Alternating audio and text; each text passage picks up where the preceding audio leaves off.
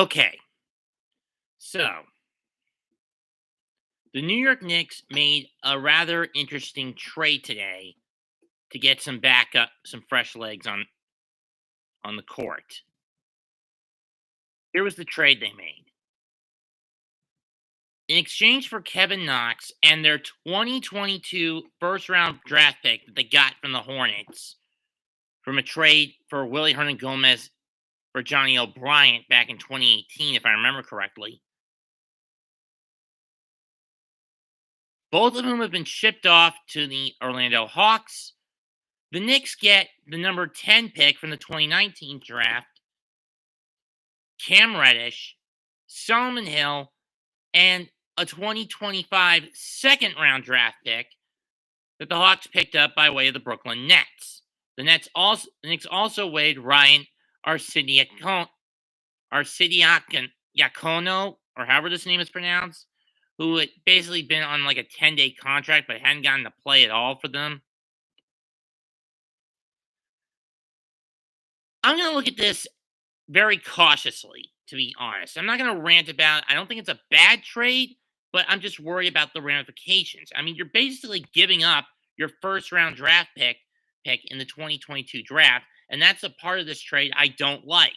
You're trading in long-term development for short-term success.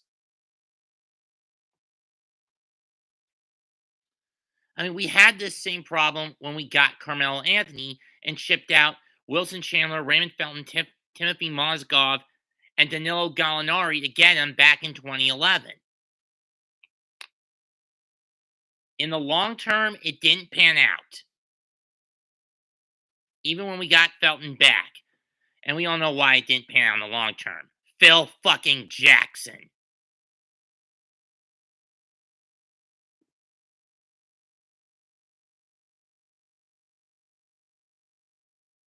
Pretty sure that's a cyst on my eyebrow. Under my right eyebrow.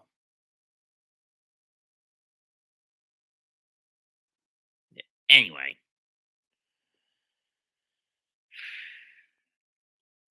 I don't know what Leon Rose is thinking. I mean, I get Knox was basically left on the bench to rot because Thibodeau couldn't do anything with him, and the fact the kid was a bust and we never should have drafted back in 2018. Next, Kevin Durant, my ass. I mean, Knox only had a small handful of games where he actually looked like he could live up to that potential. Every other game, he basically sat on the bench to rot. Now, while this does free up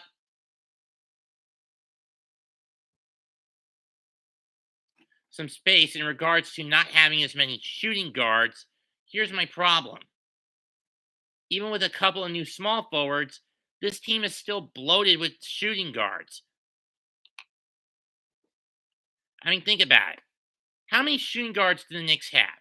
They've got Evan Fournier, Emmanuel Quickly, Alec Burks, RJ Barrett, Quentin Grimes. That's 5 shooting guards. And not enough small forwards. I mean, sure, Reddish, if you put him in the rotation, it gives you a consistent small forward, but the trade-off is you're benching either Barrett and Fournier or Burks to put Barrett back in the 2 hole when he's grown pretty accustomed to the 3 slot.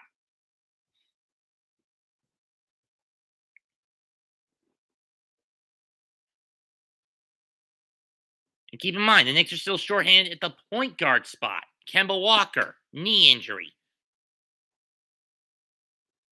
Derrick Rose, we're not expected to get him back until mid to late February, early March because of ankle surgery. Or he's going in for reconstructive surgery on the ankle and we're not getting him back for the rest of the year. Miles McBride has been a bit of a dud.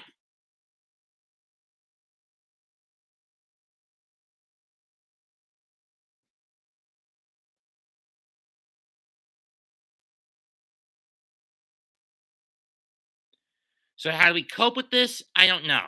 But I mean,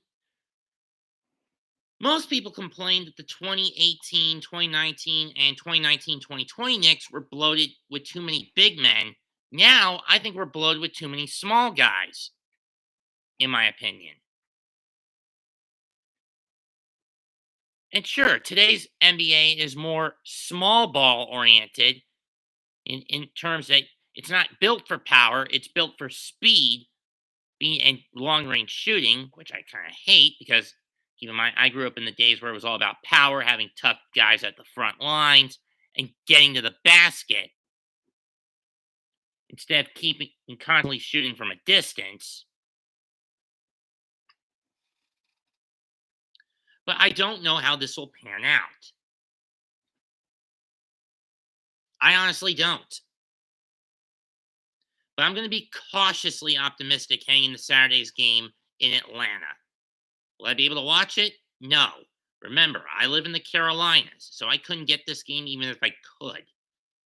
Especially when the Bali Sports Network's South Network down here is so damn finicky.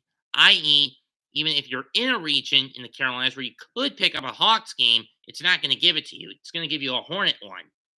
Same thing with Predators, with the Predators and the Grizzlies.